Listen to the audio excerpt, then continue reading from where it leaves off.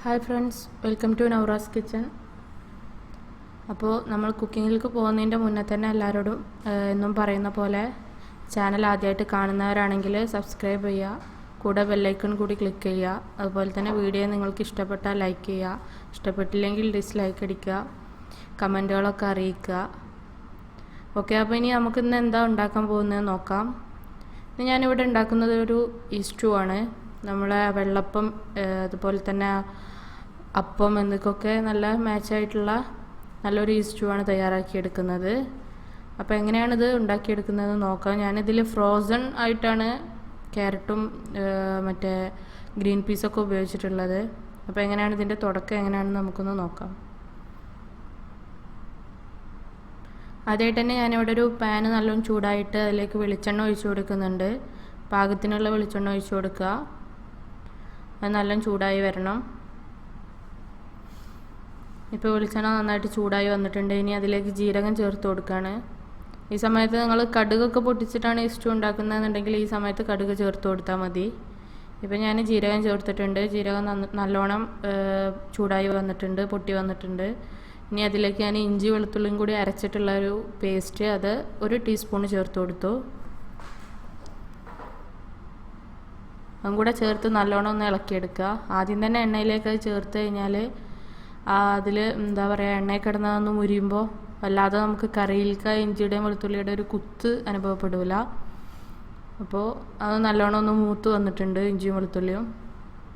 എന്നിട്ടാണ് നമ്മളിതിലേക്ക് സവാള ചേർത്ത് കൊടുക്കുന്നത്. ഇനി ഞാനിതിലേക്ക് സവാള ചേർത്ത് കൊടുക്കുകയാണ്. ഞാനിവിടെ ഒരു വലിയ ഉള്ളിയാണ് കട്ട് ചെയ്തെടുത്തിട്ടുള്ളത്, നല്ല വലുപ്പത്തിലുള്ളൊരു ഉള്ളി. ഇനി ചെറുതാണെന്നുണ്ടെങ്കിൽ നിങ്ങളൊരു 2 എണ്ണം ഉപയോഗിക്കുക, അല്ലെങ്കിൽ ഒരു 1.5 ഉള്ളിയൊക്കെ ആയിട്ട് ഉപയോഗിക്കുക. നമ്മൾ എത്രയാണോ അത് കണ്ടൻ്റ് ഉള്ളത്, എത്രയാണോ കറിക്ക് ഉപയോഗിക്കുന്നത് അതനുസരിച്ച് കൂട്ടിയും കുറച്ചൊക്കെ എടുക്കുക. പിന്നെ ഞാൻ എരിവിന് പാകത്തിന് 2 പച്ചമുളക് ഇവിടെ ചേർത്തിട്ടുണ്ട്. അതുപോലെ തന്നെ കുറച്ച് കറിവേപ്പില. ഞാൻ ഈ യൂസ് ചെയ്യുന്ന പച്ചമുളക് നല്ല എരിവുള്ള പച്ചമുളകാണ്, ചെറിയ ടൈപ്പാണ്. അപ്പോൾ ഇതിൽ നിന്ന് നല്ല എരിവ് തന്നെ ഉണ്ടാവും. വേറെ മുളക് പൊടിയൊന്നും നമ്മളിതിൽ ചേർക്കുന്നില്ല. ഇനി ഉള്ളി വാടി വരാൻ വേണ്ടിയിട്ട് കുറച്ച് ഉപ്പ് കൂടി ചേർത്തിട്ടുണ്ട്. ഇതും കൂടി ചേർത്ത് നമുക്ക് നല്ലോണം ഉള്ളിയെ ഒന്ന് വഴറ്റിയെടുക്കാം.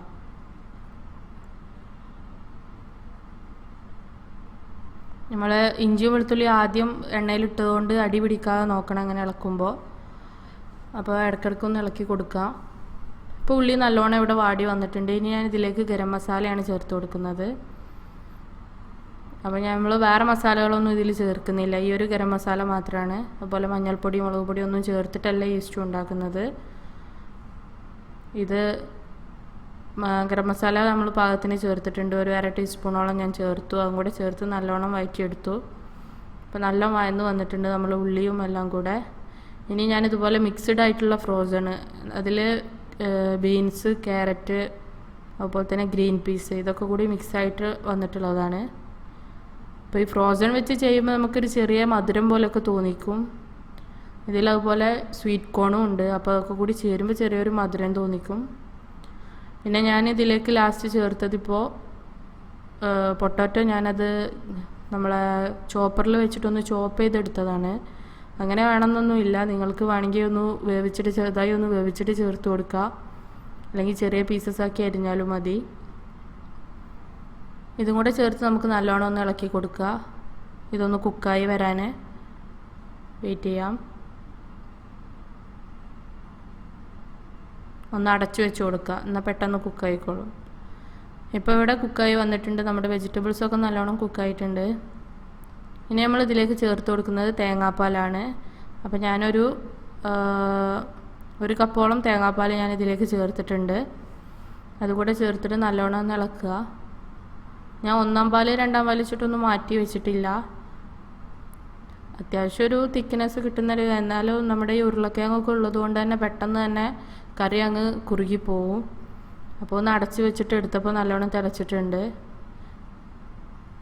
ഇത്രയും മതിയാവും. നമ്മൾ ഇതിവിടെ കുക്കായി വന്നിട്ടുണ്ട്, കറി ഇവിടെ കുക്കായി നല്ലോണം വന്നിട്ടുണ്ട്.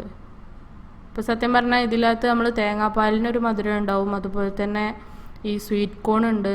നമ്മളിതിൽ ഗ്രീൻ പീസിന് പകരം സാധാ ഉണക്ക ഗ്രീൻ പീസ് ഉണ്ടല്ലോ, ഉണങ്ങിയത്, അത് നമ്മൾ വെള്ളത്തിലിട്ടിട്ട് കുതിർത്ത ശേഷം ചേർത്ത് കഴിഞ്ഞാൽ എനിക്ക് തോന്നുന്നു ഇതിനേക്കാളും കുറച്ചും കൂടെ ടേസ്റ്റ് ഉണ്ടാവുക ആ ഗ്രീൻ പീസ് ചേർത്താലാണെന്നാണ്.